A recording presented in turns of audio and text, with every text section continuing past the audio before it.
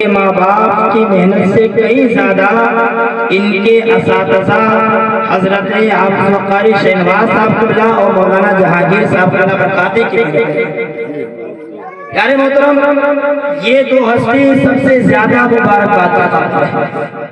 میں آپ کو بتاؤں ایک بات،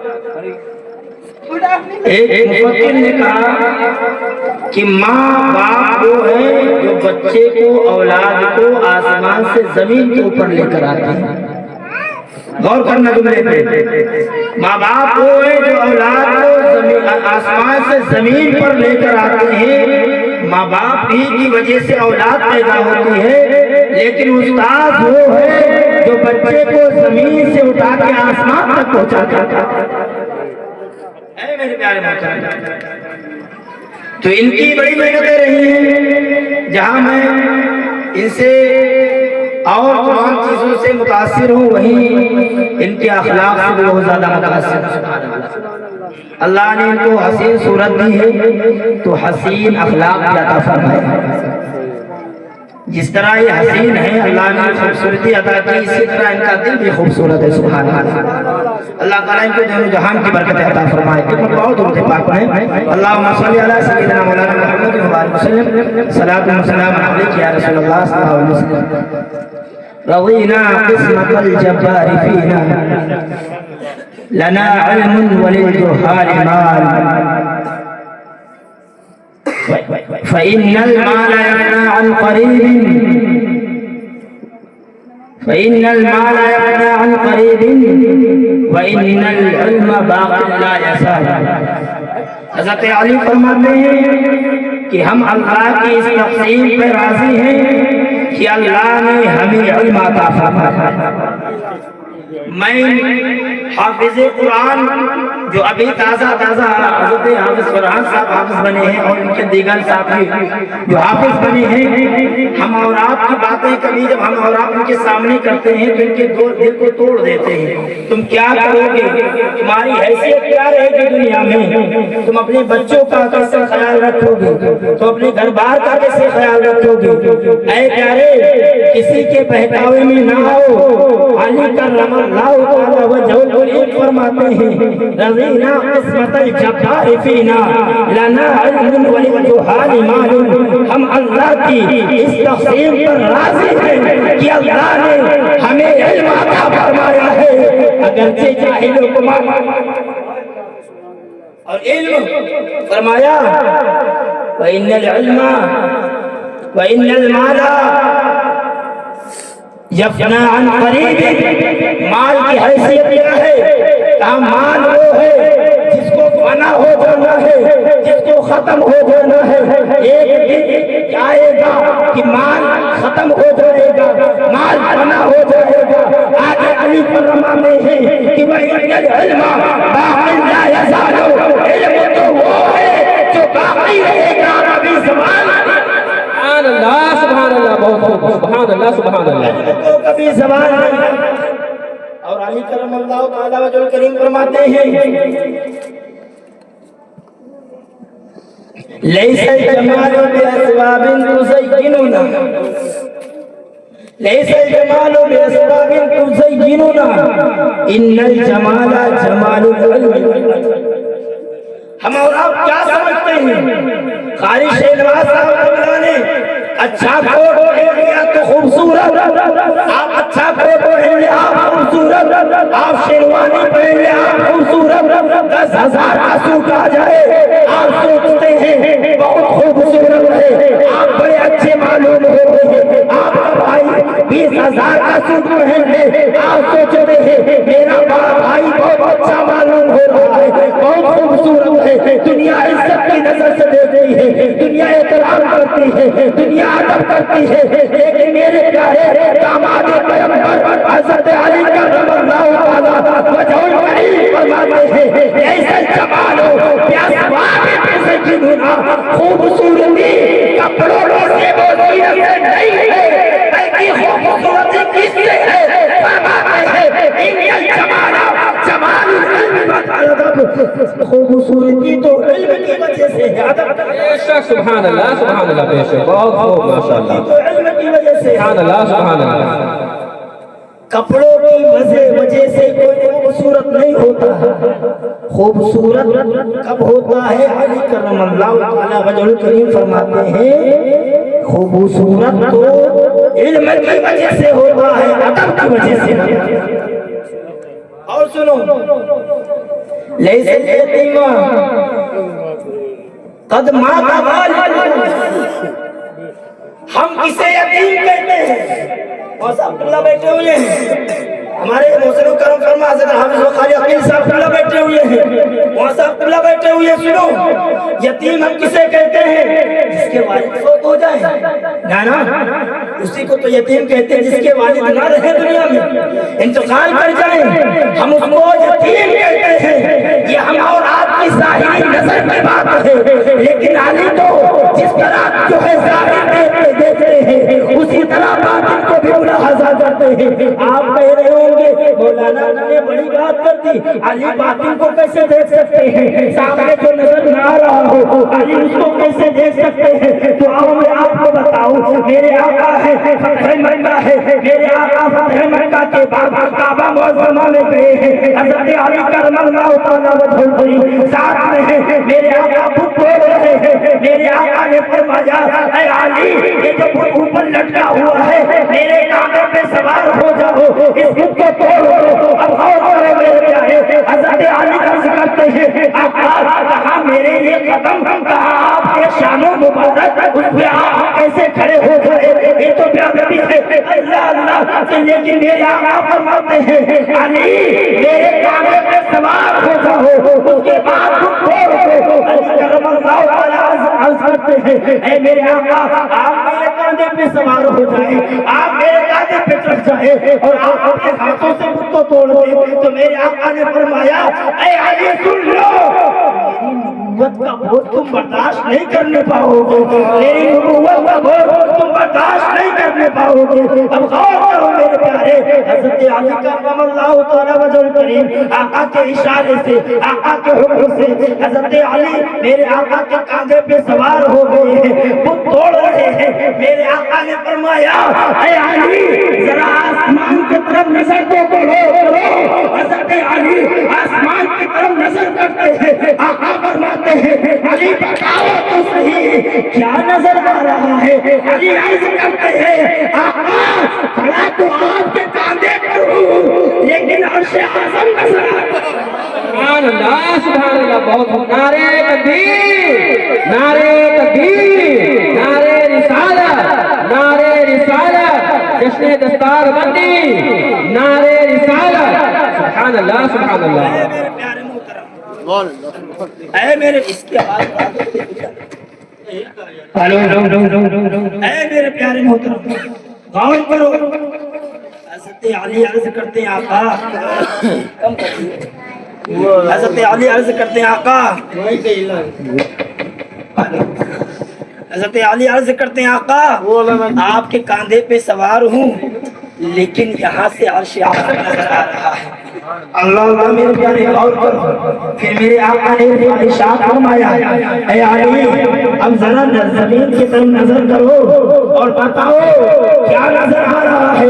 حضرت علی زمین کی طرف نظر کرتے ہیں اور پھر عرض کرتے ہیں آقا کھڑا تو آپ کے کاندھوں پر ہوں لیکن کہہ تو سرا نظر آ رہا ہے۔ سبحان اللہ سبحان اللہ۔ وہی علی فرماتے ہیں لیس الیتیم قد مات والد، یتیم وہ نہیں ہے جس کے والد فوت ہو جائے۔ غور کرو پیارے، حضرت علی فرماتے ہیں یتیم وہ نہیں ہے جس کے والد فوت ہو جائے۔ وَإِنَّ الْيَتِيمَ، یہ یتیم العلم والادب، یتیم تو وہ ہے جس کے پاس علم نہ ہو ادب نہ ہو۔ یتیم وہ ہے جس کے پاس ادب نہ ہو۔ تو جو علم کے زیور سے آراستہ پہ راستہ ہو جائے، غور کرو پیارے، آقا کریم دنیا میں تشریف لائے، اسلام آیا، اسلام فرقوں کو مٹا،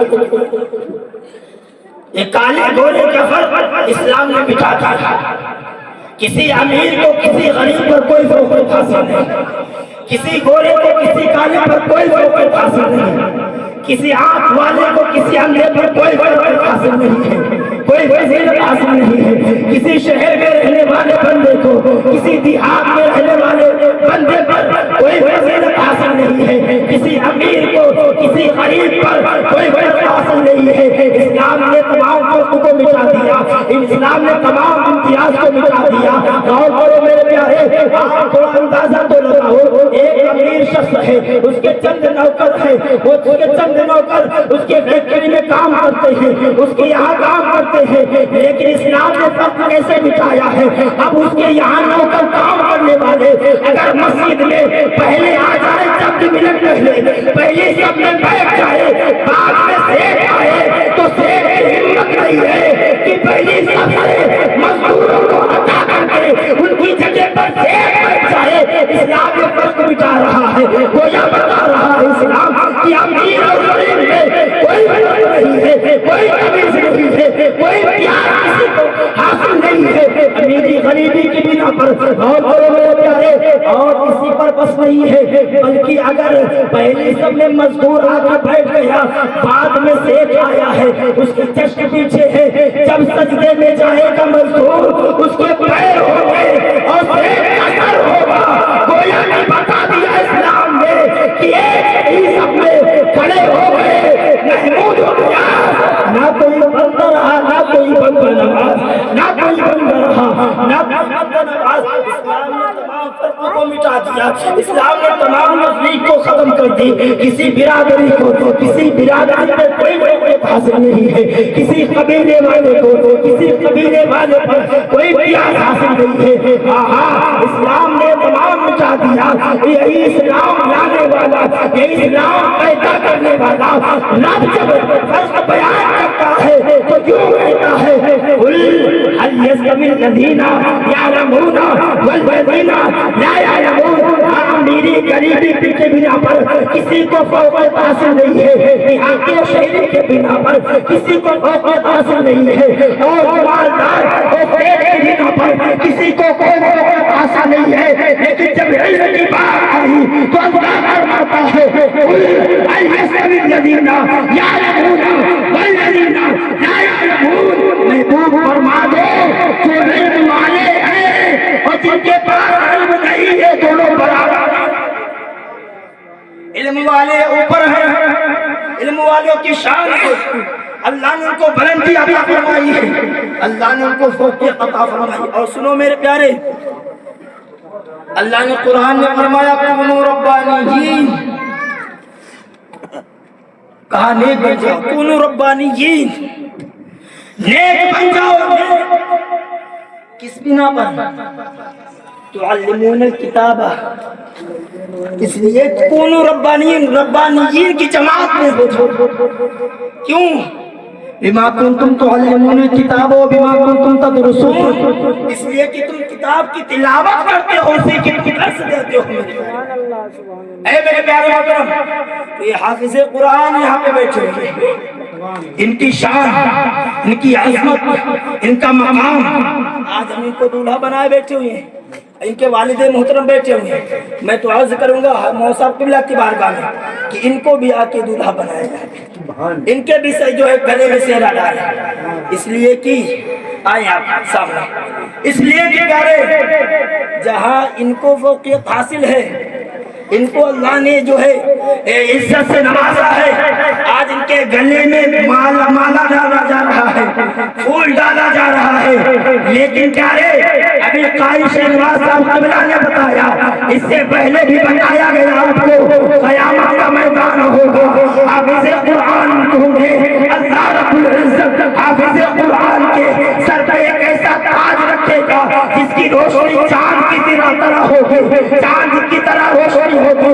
اور ان کے ماں باپ کو اللہ ایسا اعتبار فرمائے گا کہ دنیا میں تمام دولت مل جائے تو اس کا مقابلہ نہیں کر سکتے۔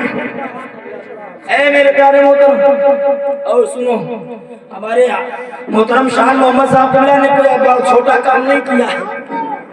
اللہ کے حبیب فرماتے ہیں کہ حافظ قرآن وہ جو اپنے قرآن پر عمل کرے، قرآن کے تعلیمات پر، اس کے احکام پر عمل کرے، تو اللہ تعالیٰ اس کی برکت سے اس کو ایک ایسا پاور عطا کرے گا میدان محشر میں کہ 10 اپنے پریوار کے ایسے لوگوں کے لیے شفاعت کرا کے جنت میں لے کر جائے گا جن کو گناہ کی وجہ سے جہنم میں جانا لازم ہوگا۔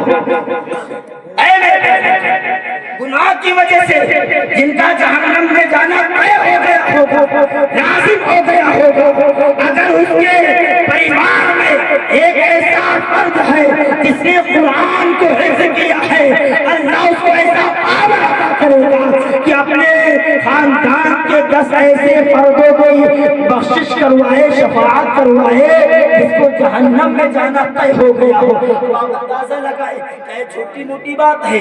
کیا یہ کوئی چھوٹا موٹا کام ہے؟ اے میرے پیارے، لیکن آپ کو اس کی قدر نہیں معلوم ہے۔ آؤ میں چھوٹی مثال سے باتیں کرتا ہوں، آؤ میں آپ کو ایک مثال سے سمجھاؤں۔ حضرت ہمارے محترم شاہ محمد صاحب بیٹھے ہوئے ہیں اور ہمارے تمام احباب بیٹھے ہوئے ہیں، میری ماں بہنیں بیٹھی ہوئی ہیں، سب لوگ بیٹھے ہوئے ہیں۔ آپ اس کے حدیث پاک کو یوں ہی سن کے جو ہے اگنور کر رہے ہیں۔ آئیے میں آپ کو تھوڑا سا تفصیل میں لے کر جاؤں۔ اے میرے پیارے، آپ بڑی محنت کر کے جو ہے سالوں سال محنت کر کے آپ نے 5 لاکھ اکٹھا کیا، 10 لاکھ روپیہ اکٹھا کیا، اس کے بعد آپ نے حج کا فارم بھرا ہے اور حج کے فارم میں جو ہے حج کے جانے والوں میں آپ کا نام بھی آ گیا ہے۔ آپ نے تیاری بھی مکمل کرنی ہے، پیکنگ ہو گئی ہے، آپ کو پتا چل جائے کہ کل ہمیں جانا ہے، کل ہمیں جو ہے جانا ہے، حج کے لیے روانہ ہونا ہے، مدینہ منورہ آقا کے دربار میں حاضری دیں گے، خانہ کعبہ بیت اللہ کا طواف کریں گے، صفا مروہ پہ دوڑ لگائیں گے، زمزم شریف جو ہے کھل کے پیئیں گے۔ اے میرے پیارے، آپ سوچ رہے ہیں کل ہمیں تو جو ہے جہاز سے سفر کر کے مکہ مکرمہ پہنچنا ہے، آپ نے پلاننگ کرنی ہے، آپ نے تیاری کرنی ہے، پھر یہ فون آئے اور پھر پتا چلے کہ جہاز سے لاسٹ جہاز ہے، آخری جہاز ہے جانے کے لیے، اور آپ کی سیٹ کنفرم نہیں ہونے والی ہے، آپ کا ٹکٹ کنفرم نہیں ہونے والا ہے، آپ کا جانے والوں میں نام ابھی تک نہیں آیا ہے۔ آپ بتاؤ تو صحیح، 1 سال سے 2 سال سے 3 سال سے 4 سال سے آپ نے اپنے دل میں ارمان سجا کے رکھا، ہم تو اللہ کا گھر دیکھیں گے، ہم تو نبی کا دیار دیکھیں گے، ہم تو خانہ کعبہ کے گلاف سے کو چومیں گے، زمزم شریف کو پیئیں گے، صفا مروہ کی برکتیں حاصل کریں گے، سنہری جالی کے قریب کھڑے ہو گئے، نبی کو نعتیں سنائیں گے، سلام سرکار کی بارگاہ میں عرض کریں گے، لیکن آج سارے ارمان پر پہلے پھیرا جا رہا ہے، یہ کہا جا رہا ہے کہ تمہارا نام نہیں ہے، تمہارے پاس ٹکٹ نہیں آیا ہے، تمہاری سیٹ کنفرم نہیں ہوئی ہے، اب آپ پریشان ہیں، آپ سے کوئی کہہ رہا ہے فلاں منتری کے پاس چلے جائیے، فلاں ڈی ایم کے پاس چلے جائیے، فلاں آفیسر کے پاس چلے جائیے، فلاں بندے کے پاس چلے جائیے، آپ جاتے ہیں، صاحب کچھ کر دیجئے، ہمیں بھی جانا نصیب ہو جائے، صاحب کچھ ایسا کر دیجئے ہمارا بھی ٹکٹ کنفرم ہو جائے، صاحب کچھ ایسا کر دیجئے کہ ہم بھی چلے جائیں، لیکن وہ آفیسر آپ سے کہتا ہے نہیں صاحب، میرے اختیار میں یہ نہیں ہے، میں آپ کو نہیں بھیج سکتا، میرے پاس پاور نہیں ہے، میں آپ کو کیسے بھیج دوں، آپ کو صرف کیسے کنفرم کر دوں، آپ کو صرف کیسے بک کر دوں۔ اے میرے پیارے، آپ سے وہ کہہ رہا ہے، آپ محنت کر رہے ہیں، آپ سے وہ معذرت کر رہا ہے، کہہ رہا ہے بھائی نہیں میں نہیں کر سکتا، اب آپ کو اور حسرت ہوگی اور آپ کا دل اور کرے گا، ایسے میں وہ آفیسر آپ سے کہتے ہاں میں آپ کو ایک راستہ بتاتا ہوں کہ فلاں بندے کے پاس چلے جاؤ،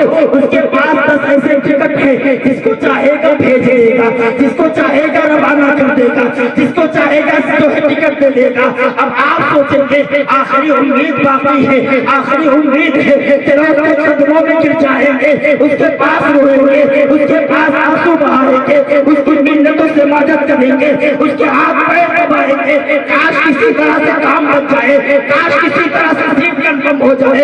اب آپ آ رہے ہیں اپنے دل میں ارمان لے کر کے، کچھ بھی ہو جائے اس کو راضی کر کے اپنا بھی جانے والوں میں نام درج کروانا ہے، اپنی بھی سیٹ کنفرم کروانی ہے۔ آپ چل رہے ہیں اس آفیسر کے پاس بنانے کے لیے، راستے میں کوئی آپ کو یہ کہہ دے کہ جس آفیسر کے پاس ٹکٹ موجود ہے، جس کے پاس تم جا رہے ہو، وہ کوئی اور نہیں تمہارا بیٹا ہے، تمہارا خود کا بیٹا ہے۔ ہے اب آپ کتنے خوش ہو رہے ہوں گے، آپ کتنا جو ہے ارشاد آباد ہو رہے ہوں گے، آپ کا دل کس قدر مطمئن ہوگا، ارے میرا بیٹا ہے، میرا بیٹا ہے، بات تو بن ہی گئی، میرا بیٹا ہے تو گھبرانے کی کوئی بات نہیں ہے، میرا بیٹا ہے تو اب جانا تو کنفرم ہے، سیٹ تو بک ہو ہی جائے گی، ٹکٹ کا جو کنفرم ہو ہی جائے گا، اے میرے پیارے اب ہو قیامت کا میدان ہوگا،